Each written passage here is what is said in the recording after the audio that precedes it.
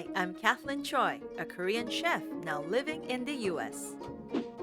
My passion is creating healthy and delicious foods using some of my favorite Korean ingredients. Join me in learning about Korean foods, ingredients, and culture. Next on Cathlyn's Korean Kitchen. Today's recipes are based on the most popular staple Korean food, kimchi. First, I'll share a secret family recipe of making quick and easy cabbage kimchi.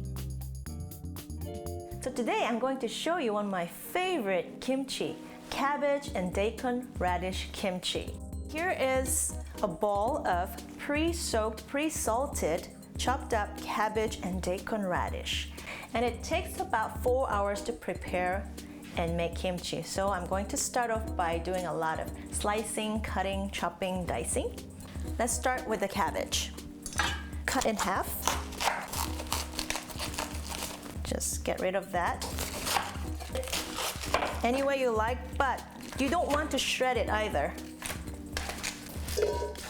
You need a large container like this. I'm gonna chop up some daikon radish.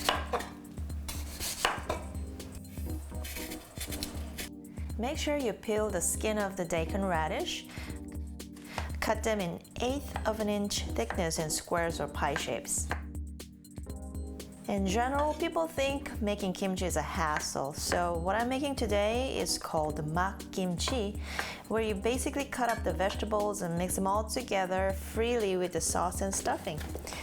And then we have to let it sit in salt water for about 3 hours or until they soften. For pickling vegetables, we have to use the rock salt. And in this case, cup of water and about 2 heaping tablespoons of salt. You don't want to go overboard with the salt. Mix until it dissolves. So we'll pour the salt water onto the cabbage and daikon radish. What you need to do is also check back every hour or so and just make sure they're all distributed evenly, and then just give it a little toss. So we will leave this aside and then chop up the rest of the vegetables and make the kimchi sauce. Slice up the onion, just cut the ends off and slice them in half. Since this is a large onion, I'm going to use only half. And just from the ends, slice thinly. Next, the leek. So just cut the end off like this. Slice it sideways like this. And last but not least, the chives. Again, you have to rinse in water.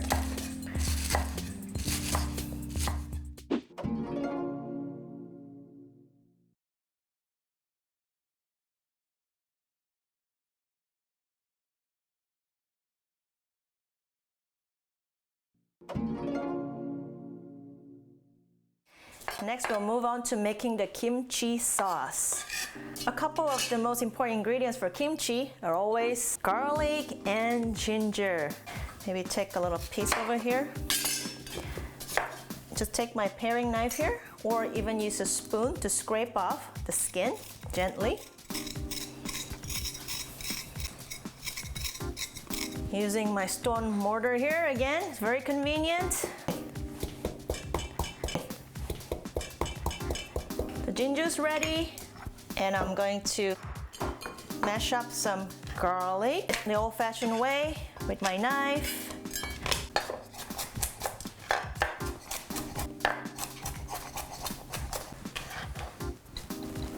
Ginger, about 2 heaping tablespoons. And to this, the gochugaru, which is the Korean chili flakes. It's so important. As you can see, they're not really fine, and I bought the medium spicy chili flakes. 5 tablespoons of gochugaru. Of course, we can't forget the fish sauce. What I have here is Korean anchovy sauce. And if you can't get that in the stores, you can just use regular fish sauce. 6 to 7 tablespoons. I'll add a tablespoon of organic cane sugar. You can also chop up some fresh pear if you like. That helps with the sweetness. You know, in order to mix all the ingredients properly, you have to use your hands. That's what my mom and my grandma told me to do. But since the chili flakes will stain your fingernails, I'd recommend using some disposable gloves. As I've explained earlier, pre-soaked, pre-salted, and rinsed cabbage and daikon radish. They're pretty soft.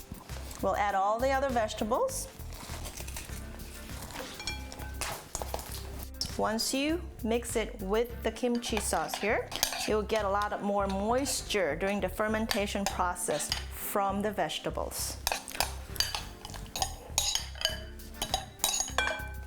Mix it all together.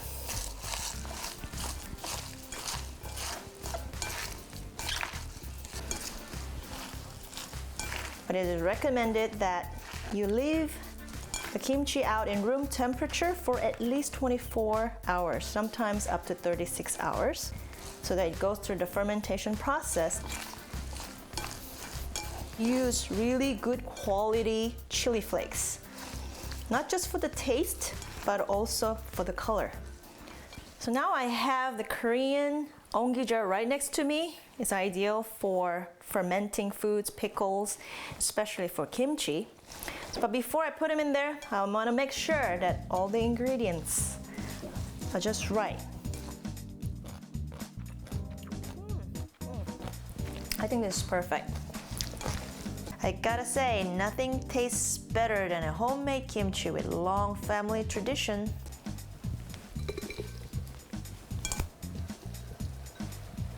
It's just the perfect size ongi jar.